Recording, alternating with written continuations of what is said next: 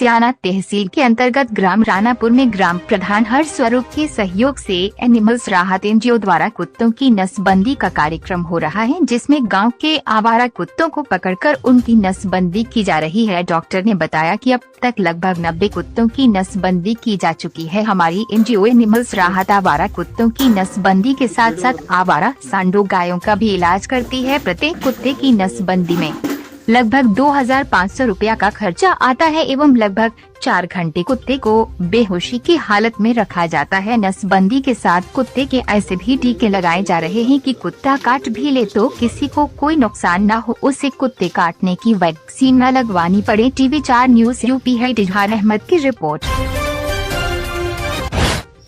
प्रधान जी, जैसे ये कुत्तों की नसबंदी चल रही है, आवारा जो कुत्ते हैं आपके गाँव में ग्राम रानापुर में, तो अब तक कितने कुत्तों की नसबंदी हो चुकी है? हमारे गांव रानापुर में, मैं हर्षुल प्रधान रानापुर से बोल रहा हूं, और हमारे गांव में पिछली बार फरवरी में लगा था जी, फरवरी में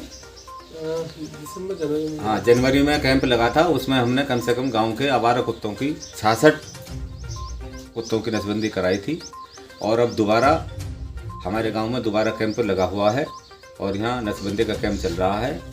और हमारे एनिमल राहत जो एनजीओ है, काफ़ी बड़ी है हमारे यहाँ ये संस्था, वो उनके द्वारा ये नसबंदियों का काम चलाया जा रहा है। डॉक्टर साहब, ये बताइए कि जो एनजीओ आपकी साना ब्लॉक के ग्राम रानापुर में आवारा पशुओं को, आवारा कुत्तों को पकड़ रही है, अब तक कितने कुत्ते आपने पकड़ लिए हैं? कौन सा चरण है ये आपका? मैं डॉक्टर राकेश हूँ। एनिमल राहत एक हमारी संस्था है जो कि इसका हेड ऑफिस जो है सांगली महाराष्ट्र में है, और हम महाराष्ट्र में पिछले 20 सालों से हम काम कर रहे हैं। और अभी रिसेंटली हमने पिछले 2 साल से हमने यहाँ रानापुर गांव में एक हमारा जानवरों का आश्रम है, जहाँ पे जो जानवर रिटायर्ड किए जाते हैं या रेस्क्यू किए जाते हैं, उन जानवरों को हम यहाँ पे रखते हैं। रानापुर गाँव में ही हम यहाँ पे सेंचुरी हमारा चल रहा है, जानवरों का आश्रम है। तो फिर यहाँ पर हम जब रहते थे तो हमने जो ग्राम के प्रधान जी हैं इनसे बात किया, क्योंकि हम यहीं पर हैं, इनका भी हमारे को सहयोग चाहिए था।